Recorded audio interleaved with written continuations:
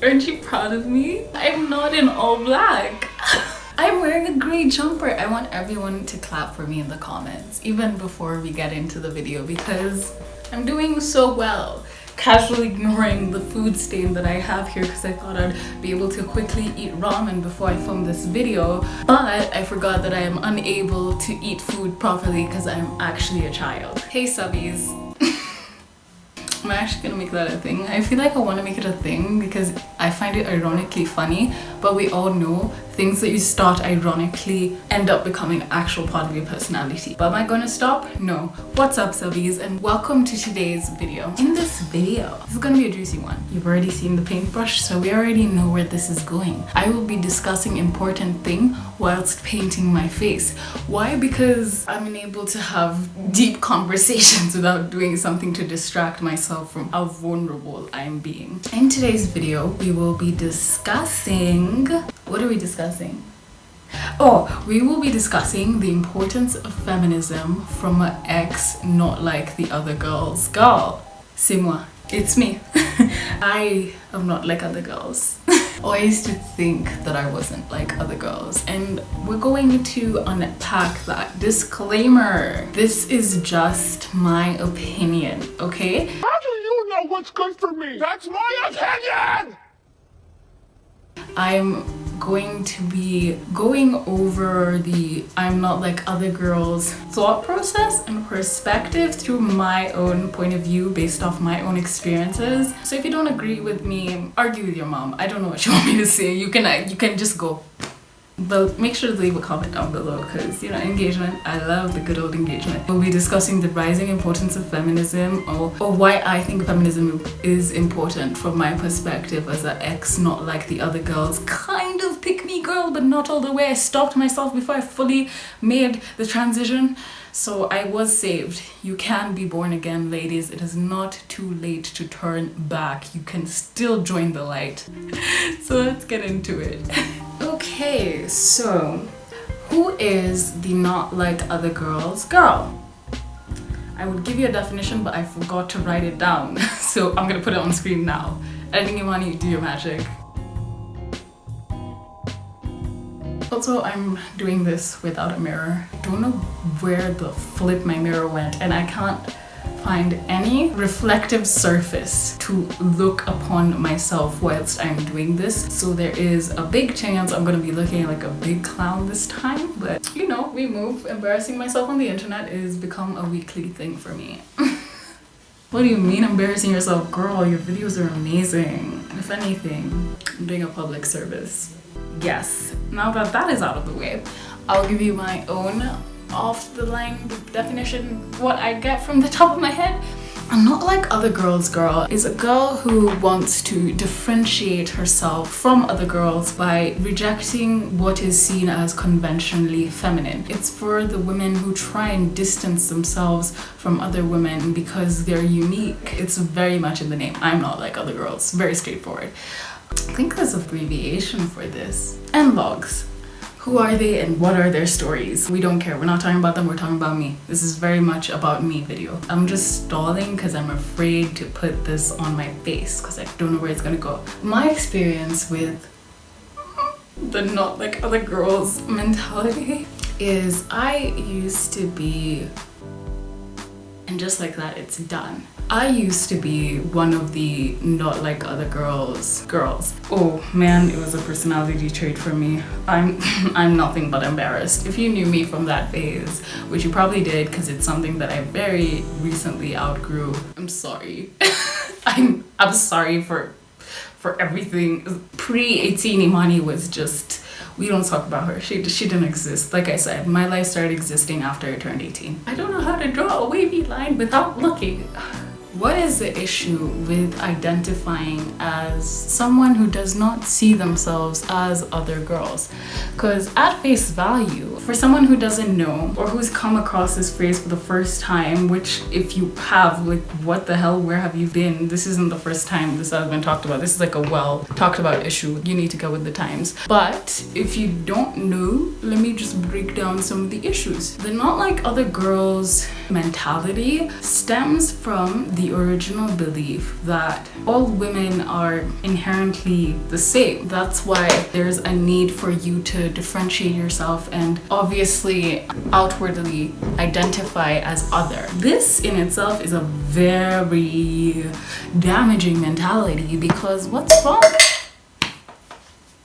Not me dropping my palette. Crisis averted. There is no longer paint all over the floor, which is good. It was just a speck of paint. I've been known to mildly dramatize things. I can be a tad bit dramatic, but it's fine. Moving on. Like I was saying, what's wrong with other girls?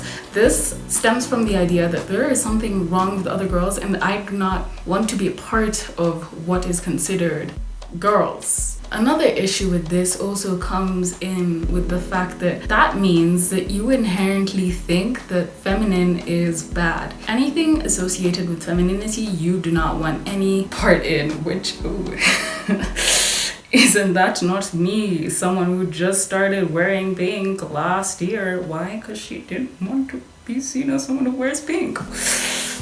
Oh, the cringe.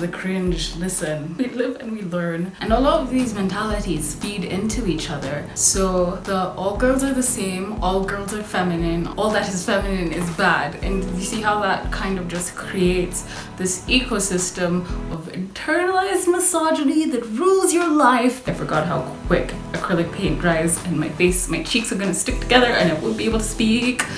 In any situation where we have a us versus them kind of thing going on, so we have the quote-unquote normal girls, conventional girls, and the other girls, we create this arena for competition. And what is that competition about in this regard? Well, we do live under a patriarchy, so I'm sure you can easily guess what it is about. It's about men. Okay, it's about male attention, as always. Patriarchy in general, you can't fucking escape it. Anyway, when we have competition between the regular girls and the other girls, this is where we see things morph and become a bit uglier. Thus, the pick-me girl is born. Oh my god. So pick me. Choose me. Love me. Girl. The pick-me girl, don't we all know one? I almost became one, so I'm sure you've also known someone who's been a pick-me girl or almost become a pick-me girl yourself, or is a pick-me girl. Like I said, never too late to see the light. You can join us. You can join us in the not hating ourselves and other women table. It's very fun. The pick-me girl aims to be one of the cool girls, one of the boys, one of the girls that the guys want to be around. It's actually really sad, because thinking about it, you think about why would you throw other women under the bus like this?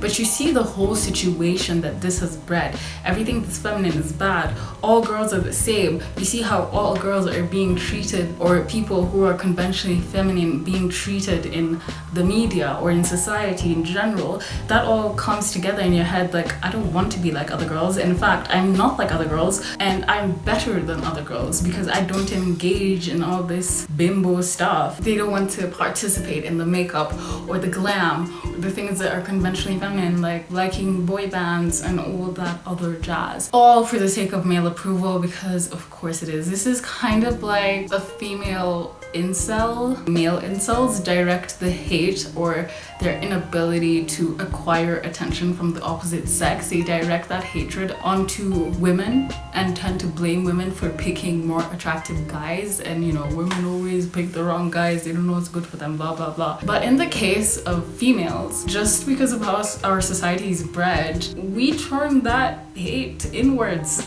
to ourselves and to other women.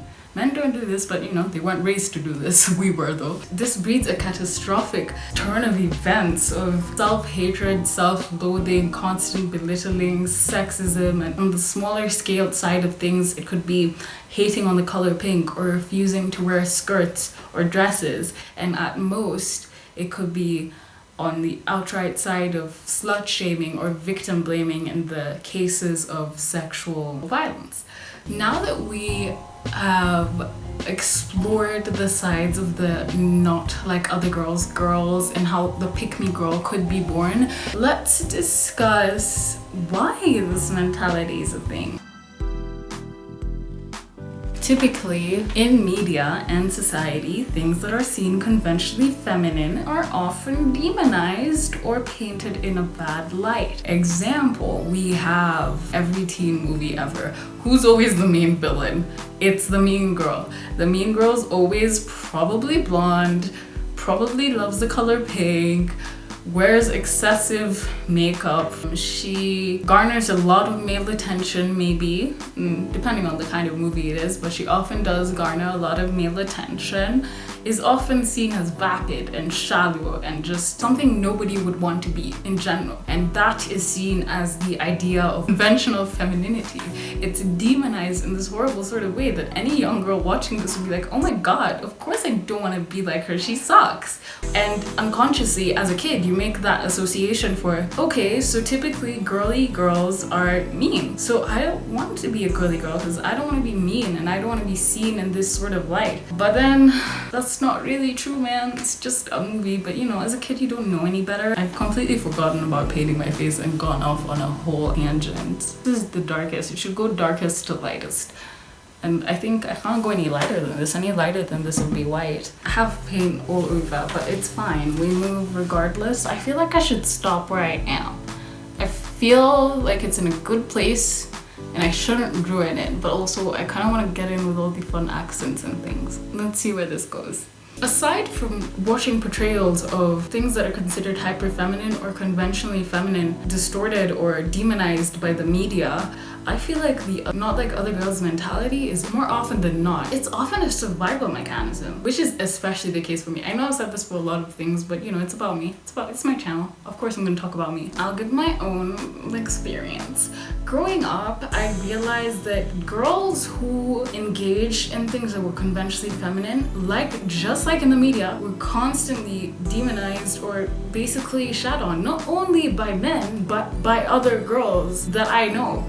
There was always slut shaming, there was always calling somebody shallow for putting on makeup or wanting to look nice and all of that sort of thing. A lot of this happened when I was younger, not so much when I was a teenager, but you know, when it happens when you're younger, it kind of just stays with you. Picked up this not like other girls mentality as a survival mechanism because I saw what happened to other girls. Other girls, normal, regular girls, were constantly just demonized and shat on by basically everyone for everything, for all their interests. People used to make fun of girls for listening to Justin Bieber and One Direction, which I was a hardcore Directioner, but on the DL for quite some time. Probably until like 2014. I did not come out as a Directioner, but I had been in the loop since 2010. You see what happens to people who associate with these kinds of things. They're often bullied, they're often ostracized, they're made fun of. Nobody wants to really engage with them, and if they are, it's always in a shallow manner and nobody expects much of them in a sense, which is honestly very demoralizing and scary to see as a young girl because you're like, gosh, I want none of that. I want to be seen as a person. I don't want to be seen as a girl who can amount to nothing but doing girly things, which is an awful way of thinking, but you know, that's what I thought. It's like I would rather be seen as human, as a person, than as a woman, because women didn't get treated like people. But yeah, that's where I was. I'm just randomly painting white raindrops in, hoping it turns out well. I think I've done enough. I'm gonna put the paintbrush down now, just for the meantime, because it's very distracting because I'm getting paint all over my hands. I know I haven't fully delved into a lot of these issues and I've sort of just grazed on over, but if you really want to see a lot of these issues being discussed, they have been discussed in deeper length by many other multiple commentary channels by amazing women who just have done the research and know what to say better. This is just more of a stream of consciousness and me describing my own personal experiences. Now that we've discussed all these issues, where's the turning point? You're stuck in the not like other girls mentality. You kind of are turning into a pick-me girl to appease men, and you kind of hate other women and yourself. Where do we go from now? For me, the changing point was making female friends. Get in, loser, we're going. to dismantle internalized misogyny. I didn't have many female friends growing up, which you can tell. But I didn't have many female friends growing up, and I made a lot of my female friends towards my later teen years. Gosh, having female friends is fucking amazing. Gosh, girls are so fun. All that shit that you hear that girls are dramatic and girls just blah blah blah, all that drama, it's just bullshit. Especially if you've hanged out with guys. You know that guys are just as dramatic as girls, if not more. That whole shtick that girls gossip, all that, guys gossip way more. I wouldn't know as someone who's had multiple guy friends. Guys like to talk crap. It's just not that talked about, I guess. I guess for guys it's just casual conversation, but for women it's being vapid. When I started making other female friends, I realized, well shit, maybe women are kind of like awesome. And it's the realization that when you surround yourself with other women, the idea of me versus the other is very quickly torn down, because you realize that what? Are you telling me that women are like dynamic and have like different parts of their personality? So you can like Marvel movies but also enjoy putting on your makeup, and it's not a catastrophic event that will lead the universe to actually implode on itself? Mad. Coming to the realization that women can actually be dynamic, which I'm sure is very obvious to some people, but it wasn't obvious to me, was so mind-changing. I was like, holy crud. I guess so. Which is insane, because I've grown up around tons of strong women, but I guess I've always viewed them as authority figures before I viewed them as people. So I never really got to recognize them as people until I was older and realized like, oh dang, you have feelings too and you're a dynamic human being. But that's just because I was a teenager and didn't think adults had feelings. Or like anything, but that's just being a teenager. Teenagers are horrible in general. What Barbie has been preaching for ages. I watched all those Barbie movies and literally got nothing. I should have been a feminist, bro. That's where we come into the importance of feminism. You see how this all goes full circle? I took a lot of detours, but we got there at the end. It's all about the journey, not the destination. I know a lot has developed since the development, but I decided to take a gander in the mirror and I got a bit carried away. Which brings us to feminism. Oh, good old feminism. Fun fact, I actually did not identify as a feminist for the longest time, but instead preferred to call myself an egalitarian, which I know is completely different things, but I had all the views of feminism and everything a feminist would say I would completely agree with, but just because of the portrayal of feminism and the feminazis and everything you see in the media and how they're talked about, I did not want to associate myself with it, because I remember distinctly, it was once in a year 8 class, we were having a classroom discussion about feminism and how feminism may have quote unquote gone too far. And I was saying all these things and someone turned to me, I probably won't forget, it's like, you're saying all these things like you're a feminazi or something. And I was like, what? A feminazi? Me? And I don't know why that word held so much power over me and like still so much fear in my soul, but I wanted to so far remove myself from that. So from that day on, I was like, I'm an egalitarian. I believe that all people should be equal, which I do, right? But you can't simply ignore the fact that since the beginning of forever, women have always had a disadvantage compared to men. We live in a patriarchal society. This society has been built for men. This society has more specifically been built for white men, and we've basically been playing centuries of catch up to men because we recently just got rights, and some of us don't even have all the rights. White women recently got rights, and then the women of color just recently started getting rights.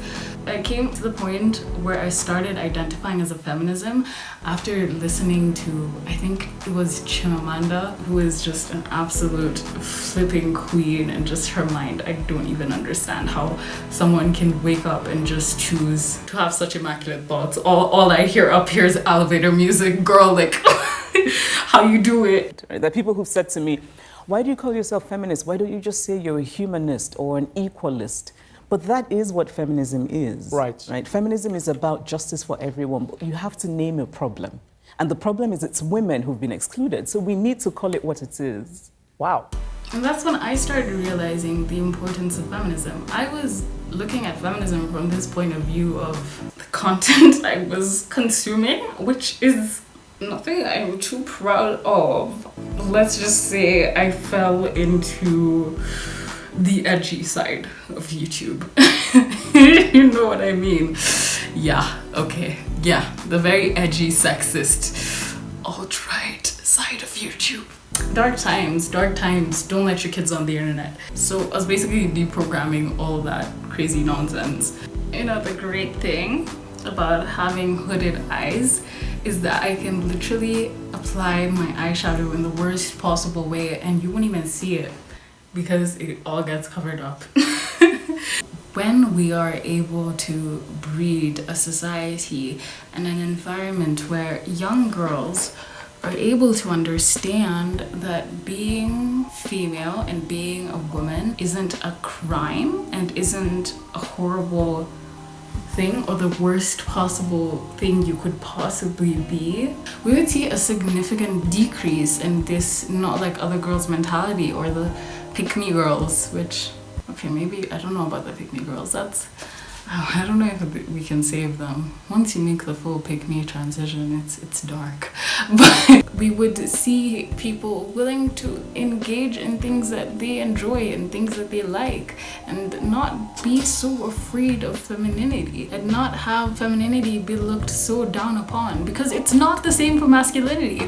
Just look at the fucking difference. If a girl likes anything considered traditionally masculine, such as sports like football or I'm trying to think of conventionally masculine things, football or video games or all the other things the dudes do, it's always considered as cool. She's cool, she's one of the guys, she can stay. There's a position of prestige that comes with engaging in things that are seen as conventionally masculine. There's a social kind of like social credit, like you bump up social points when you like things that are considered traditionally masculine. But completely inverse the situation for people who like things considered traditionally feminine. Even guys, for guys who see things who like things that are conventionally feminine, basically anybody gets shat on for engaging in things that are conventionally feminine. For example, if a guy puts on makeup or takes keen interest to fashion, it's seen as basically losing social cred. You're looked down upon. People have this idea of you or this perception of you in their head and it's often negative. That just goes to show the disparity and the issues that lie with patriarchy and all of that, because if we did live in a society where masculine and feminine was truly equal, we wouldn't have that preconceived notion. So if a guy does engage in things that are conventionally feminine, we wouldn't cast them aside. And if women engaged in things that are seen as conventionally masculine, we wouldn't sort of put them on this faux pedestal and shower them with praise for not being like the other dim-witted, shallow women who like to engage in feminine things. So, yeah. So, this video has been very all over the place, but I just feel like I had to just get it out there. These are thoughts that I've been having for a long time, and I've been battling with what I think it means to be a woman and all these other things that have always been at the back of my head, but I've never really chose to confront. And it's a conversation that I wanted to have, even though I'm not gonna have it in the full holistic view of studies and all that. I just wanted to have it in a very casual manner, very just, oh, by the way, here's some thoughts I've been having kind of way. I didn't feel like doing all the crazy research. Not me putting on a full face of makeup and face paint at the, like, what time is it? I don't even know what time it is. I think it's 1 a.m. now. At 1 a.m., even though I'm going literally nowhere, we're in lockdown, baby. There's nowhere you're going. You're just at home. You know, the things I do for content, but that is on dismantling the patriarchy, girl. You can do whatever the hell you want. You want to put on a full face of makeup at 1 a.m. for the sake, just cause you go. And with that, we have reached the end of the video. I hope you enjoyed this kind of video. I know I did something similar with my whole perfectionism thing, but I want to do more videos kind of like this because it's fun to sit down and paint my face. That's a lie. It's very anxiety inducing. I get stressed out, but the idea of it is fun, to sit down, paint my face, and just talk about something that has been on my mind. That's fun. Make sure to like the video if you liked the video. Make sure to subscribe. Also, subbies. We're almost at 500 subscribers. That's mad, like 500 people. I'm whispering because that intimidates me. But 500! Girl, okay. I'm not gonna think about it until it's special. I don't know, what should I do for 500 subs? Y'all let me know. I literally have no idea. I have videos planned back to back. I did not account for a 500 subscribers special in my schedule, but you know, if you have good suggestions, I can slot it in. I'm a flexible Capricorn. No such thing exists, but I can fit something in. Make sure to share this video because why wouldn't you? Let my beautiful face get out there because it's quite a beautiful one. Also, this was very stressful to do, so please let as many people see this as possible. I don't care if I look like a crazy person. I worked really hard on this. And anyway, with all that, I will see you guys in the next one. Bye! It's 5:50 something and it feels empty inside.